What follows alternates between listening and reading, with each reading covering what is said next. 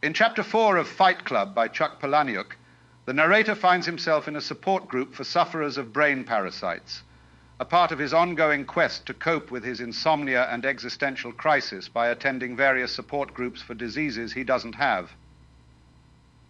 During the meeting, the narrator is preoccupied, not with the usual emotional catharsis that the meetings bring him, but with the presence of Marla Singer, a fellow tourist in the world of support groups. The narrator's usual solace in these meetings is disrupted by the announcement of Chloe's death, a member known for her gaunt appearance and earnest pleas for human connection before her passing. Despite the palpable grief in the room, the narrator struggles to connect with the moment, finding himself unable to achieve the release of emotion he desperately seeks. His fixation on Marla Singer and the phoniness he sees mirrored in her blocks him from the empathetic embrace of the group. Seizing an opportunity when the group is instructed to pair up, the narrator confronts Marla. He is frustrated by her presence because it reminds him too acutely of his own duplicity in attending these support meetings. In an intense exchange, the narrator pleads with Marla to stop attending the groups. Marla, unfazed, reveals her perspective on the matter.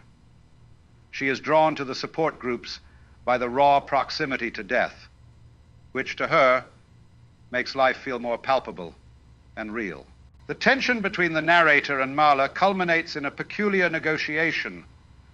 They decide to divide the support groups between them in an effort to avoid each other, marking territories in their map of mutual self-deception. The narrator claims the testicular cancer support group for himself, leaving Marla to the others.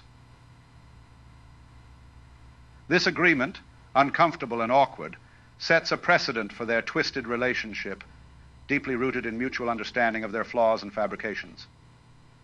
This moment not only defines the complexities of their interactions moving forward, but also underscores the themes of identity, reality, and the search for genuine human connection that pervade the novel.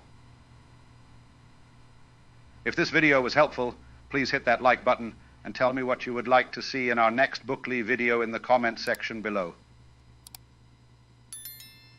This has been another Bookly crash course.